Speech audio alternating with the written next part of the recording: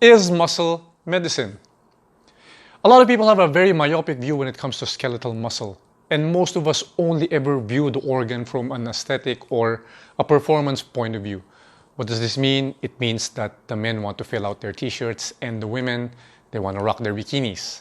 And for those of you who are more performance oriented, the outdoorsmen, the extreme athletes, the more muscle you have, the better your performance, the higher your enjoyment of your particular chosen activities.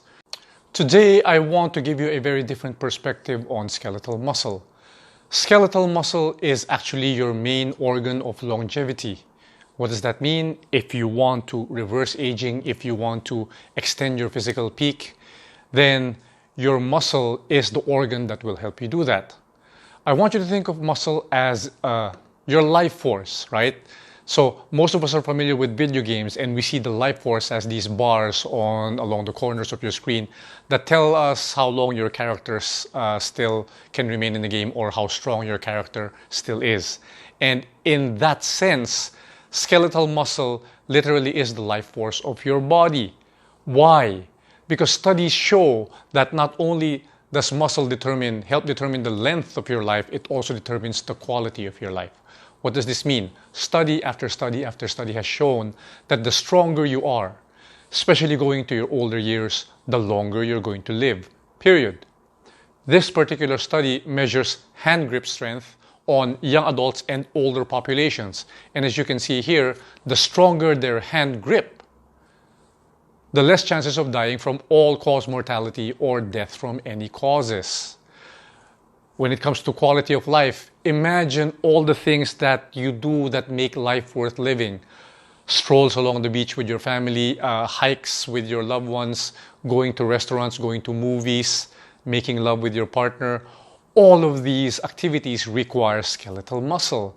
And the less muscle you have, the less you're able to do these activities. I want you to think of an extreme example. Think 10, 20, 30, 40 years from now, depending on how young or old you are.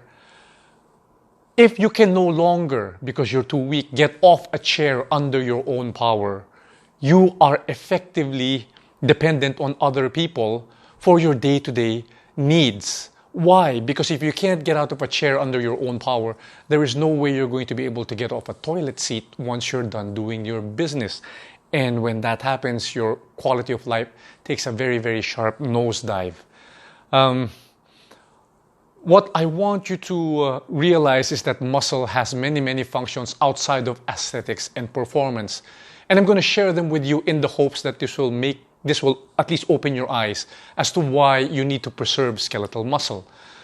Number one, locomotion and brakes. Any motion requires skeletal muscle. We already discussed this earlier, but what you may not realize is stopping any motion also requires skeletal muscle.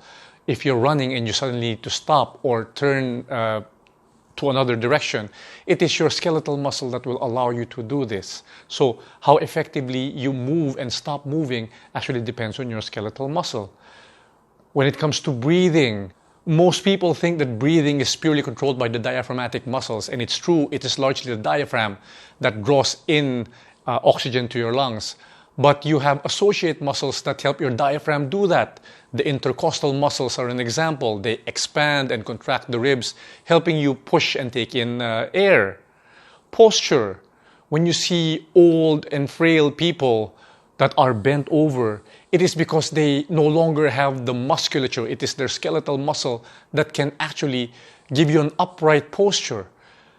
Whenever you see frail people, right? I want to distinguish between old people and frail people because not necessarily, as you get older, you don't necessarily become frail. I'll get into that later. But I want you to think of older, frail people, right? When they stand or when they walk, they have to do so very, very carefully because the only way they can maintain a vertical position is through bone-on-bone vertical loading. That means it's their bones that is keeping them upright and not their skeletal muscle. Whenever you see a frail person moving very, very slowly, it's because he or she cannot afford to break his plane. if a strong gust of wind hits that person or you accidentally bump into that person and that person does not have enough fast twitch muscles to maintain balance, he or she is going down like a sack of potatoes. And when that happens, these people typically break ribs, their hips, they sustain fractures that put them in the hospital. And for older, frail people, a lot of them, over 70% of them, do not survive these falls. As a matter of fact, there's a study that shows that if a person is still able to get off a chair in their own power, then that will determine whether or not they're going to leave the hospital, because if they can no longer leave a chair under their own power, there's a very good chance that he or she is going to die from that injury. Thermal regulation. So the body needs to keep itself warm, and it is skeletal muscle that is largely responsible for thermal regulation. I'll give you an extreme example. If you were to jump into a freezing pool or walk out in very, very cold temperature, what happens? You begin to shiver. Your muscles begin to contract very, very fast in order to generate heat. So the more muscle you have, the healthier your musculature, the better you're able to regulate your temperature. Padding, right? So skeletal muscle is also responsible for cushioning and protecting the internal organs and the bones. Fat can also do that, but muscle is actually more effective, especially when it comes to bones and joints, because it can absorb the impact and help with dislocation and breaking of bones. It helps prevent those things. Muscle is your metabolic regulator. What does this mean? A lot of people complain that as they get older, they're becoming fatter because their metabolism is slowing down. Muscle is your main metabolic regulator. The more muscle you have, the faster your metabolism. Not only that, muscle is also your main metabolic sink. Whenever you take in carbs and glucose, it is your muscle that takes in 80% of those carbohydrates for fuel. So the more muscle you have, the more you can enjoy your food. Muscle is also your main amino acid pool. What does this mean? The body cannot store proteins, but it needs proteins. It needs amino acids, because the way the body keeps itself young is by breaking down old proteins and forming new ones. And so the body cannot store proteins the way it can fats or sugars. And that's the reason why you need to eat it every day. And during times when you're not able to get good quality protein, if you're not able to eat it, your body still needs its protein every day, and it can get them from muscle, which acts like an amino acid reservoir. The bigger your muscles are, the healthier they are, the bigger your amino acid pool is. Cardiovascular regulator. The muscle acts as a secondary heart. It actually acts like a venous pump. It pumps blood back to the heart against gravity. Whenever muscles contract, it squeezes the capillaries and the arteries, and it helps the body pump blood back into the heart. So the better your musculature, the easier it is for your heart. And lastly, your muscles act as an endocrine system. What is an endocrine system? Endocrine system is a gland or organ that sends out signaling molecules. That's how your body communicates. That's how your body keeps itself in homeostasis or in equilibrium, through hormones, peptides, through signaling molecules. And skeletal muscle secretes myokines. So where the accumulation of excess fat secretes endocrines called cytokines. They are pro-inflammatory. They cause inflammation in your body. Muscles do the exact opposite. They secrete myokines, which help combat inflammation. You can think of muscle, therefore, as the yin to the yang of fat, where the accumulation of fat leads to disease, leads to poorer health outcomes, leads to inflammation. The accumulation of muscle does the exact opposite. It helps combat inflammation. It lengthens your life. It prevents you from, it helps protect you from chronic progressive non-communicable diseases. It improves the quality of life. A lot of people, because they know my background in nutrition, and because when they enroll in our 360 anti-aging program, I often fix their nutrition first. And they would ask me, so is nutrition really 80% of the equation? And I tell them emphatically, no. Nutrition, I always start with nutrition because it is the foundation of any anti-aging program that I do. If you can get nutrition right, then everything else becomes much easier. But by no means is it the only key to longevity and anti-aging. It is a key, but there are many, many other non-negotiable needs of the human body, and skeletal muscle is one of them. And when I say, is muscle medicine, I mean that literally, because I want to talk to you about sarcopenia. In medical terms, sarcopenia is the gradual loss of muscle as we age. So this typically happens to everyone. It will happen to you, it will happen to me. It happens to the Terminator, it happens to Dirty Harry, and the only question is, how soon will it happen? And how much muscle will I lose once it begins to happen?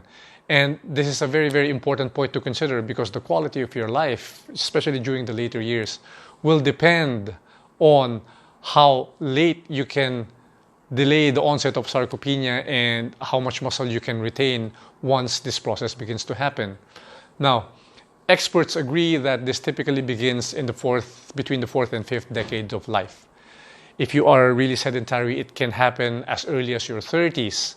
And once it happens, you would typically lose muscle at the rate of about 1% per year. So let me put that to you in a practical term that you can understand. Let us take the example of a typical American female. A typical American female would stand 5'4" inches, weigh 170 pounds, and be around 40% body fat. At 40% body fat, that means she will have about 102 pounds of lean muscle. If sarcopenia begins for this person at 40 years old, by the time this person is 70 years old, she would have lost 30%, or roughly 30 pounds of muscle. 30 pounds of muscle. And I want you to take that in, because I want you to know what happens as you lose muscle.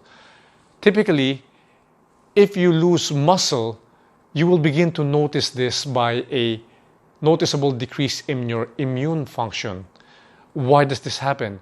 Protein is essential for your immune system. It is essential to form antibodies, and your body uses protein reserves in order to build your immune system. Whenever you lose skeletal muscle, you deplete your amino acid pool, as I mentioned earlier, and you're going to be noticing an immediate decrease in your immunity and immediate increase in infections, colds, coughs, fevers. Losing 20% of your muscle will begin to translate into decreased wound healing. So it's going to take you longer to heal now. And it's going to be manifested in increased muscle weakness. So not only are you going to be physically weaker, your stamina is going to start to go south as well.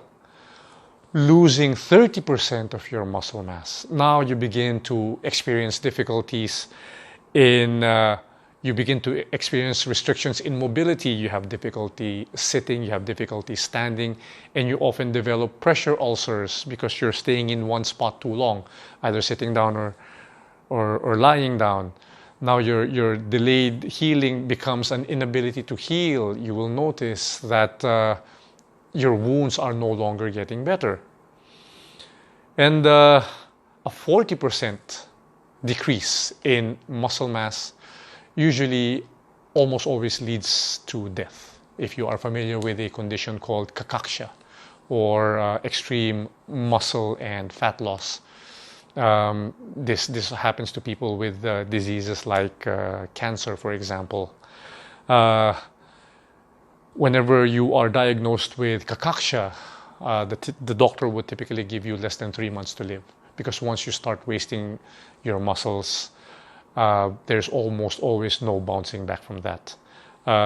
Even if it's not cachexia, a 40% decrease in your muscle mass will often lead to death, oftentimes from aspiration pneumonia. Aspiration pneumonia is when your lungs become infected by agents from the mouth and your stomach, because your swallowing and coughing muscles are no longer working and you cannot effectively keep out these agents coming from your stomach and your mouth.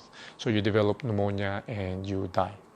Ladies and gentlemen, I hope by now you understand the importance of maintaining quality skeletal muscle. whenever I have people enrolled in the 360 anti-aging program, and we discuss their training schedule, my requirements for physical training, they often balk and say to me, "No, it's okay. I don't need to train. I'm not after a six-pack. I'm not after muscles. I'm not vain." And I tell them, vanity has nothing to do with it.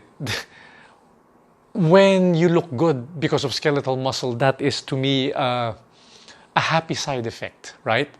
But the reason why skeletal muscle is very, very important to me is for all the reasons I mentioned above. It is your main organ of longevity. There is no way you can slow down or even reverse aging if you do not take care of your skeletal muscle. And now I'm going to teach you how to do that through the ingestion of protein, through nutrition. So a lot of people know that you need to eat protein, but what a lot of people miss is it is not just the consumption of protein, it is the quality of the protein and how you take the protein that matters. And I'm going to be showing you exactly how to do that. So first and foremost, obviously you have to eat adequate amounts of protein. Now, the US RDA recommends that a healthy individual take 0.8 grams of protein per kilogram of body weight. And I want to tell you right now, that is way too low. That is way too low. Even the RDA admits that older individuals or active individuals will need more. So I want you to think of the RDA, the recommended daily allowance, as a minimum amount of protein so that you don't get sick. What you want to be targeting if you want to maintain or even build healthy skeletal muscle is between 1 to 2 grams of protein per pound of body weight, right? Per pound of body weight. Some nutritionists might say that that's too much protein. Oh, that's dangerous. It's going to lead to kidney failure. But that is not true. There is no single study that can show that high consumptions of protein in a healthy individual will lead to kidney failure. It is true that in cases where there is end-stage renal failure or late-stage renal kidney disease, then minimizing protein can help prolong life. But that is not the case. That is a very, very different case with a healthy individual. Even the World Health Organization acknowledges that there is no connection between high protein intake and kidney disease.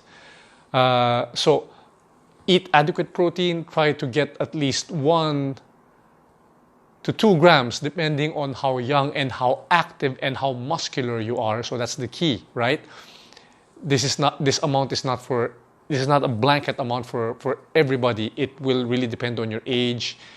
It will really depend on your physical condition. It really depends on how much muscle you already have to maintain. Generally speaking, the older you become, the more protein you're going to need because younger people are very anabolic. They need less protein in order to grow muscle tissue. As you get older, you develop what is called the anabolic resistance. You're no longer able to absorb nutrients as efficiently as when you were younger, so you're no longer able to build muscle as effectively. So you have to eat more and not less. Remember that. Number 2 is you have to take your protein in bolus intakes. What does that mean? Studies have shown that taking bolus amounts of protein in one go can trigger an anabolic effect, can trigger muscle protein synthesis. Usually this is about 25 to 30 grams of protein per meal, right? You need about 25 to 30 grams of protein to get roughly about 4 grams of leucine.